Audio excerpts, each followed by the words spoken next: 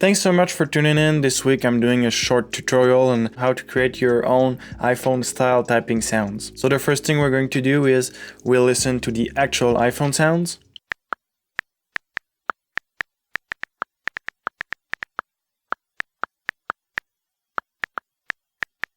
So if you try to define those are clearly plucks.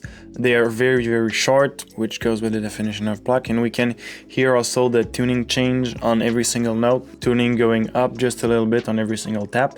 We're going to try and mimic just that. We're going to use Serum to do this, but any synth VST could actually work for doing that. So the first thing I did when I opened Serum, I chose a waveform to do my plucks.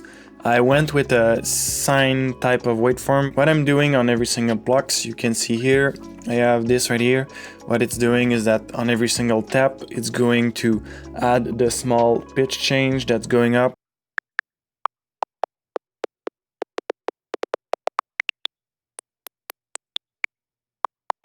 And also what I'm doing, since the plucks are very short, I have to control the attack of them. So that's what I'm doing here.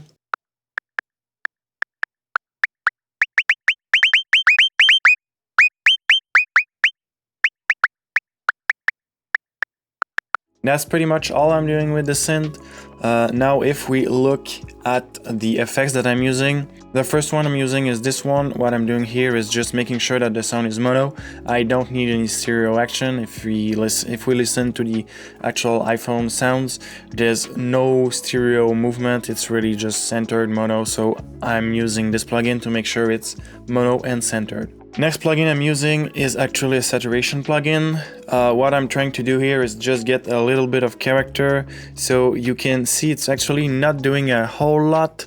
It's pretty clean, but I'll show before and after.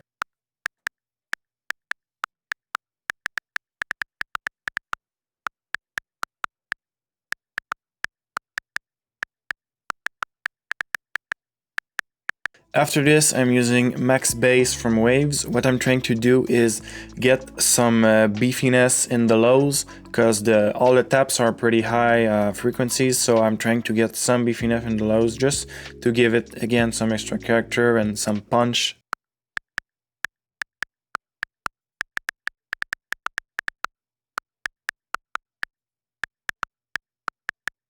After this, I'm using this EQ to just cut both the lows and the highs, and also give it a little boost in the mids to choose which frequency will pop out the most from the taps. Now it's an analog emulation plugin, but if I open something that's maybe easier to understand, like just the stock EQ from Cubase, what I'm doing is just this, cutting the highs, cutting the lows, and I'd also give a small boost somewhere in the mids, just to choose which part is popping out from the taps. After the EQ, I'm using this gate. This gate is not meant to do some sound design. What I'm doing with it is just making sure that there's no excess noise coming from the analog emulation or from the distortion. After this, I'm using this limiter just to make sure that every single pluck is at the same level. I don't want anything popping out randomly.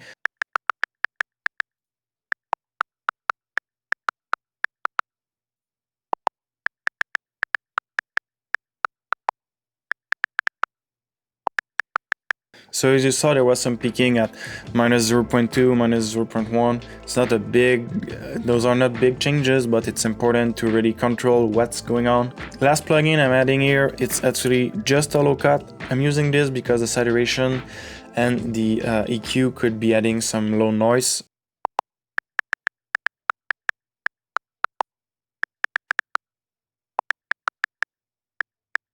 So yeah, that's really all there is to it. At this point, you have your own iPhone style typing sounds. We'll compare the two of them.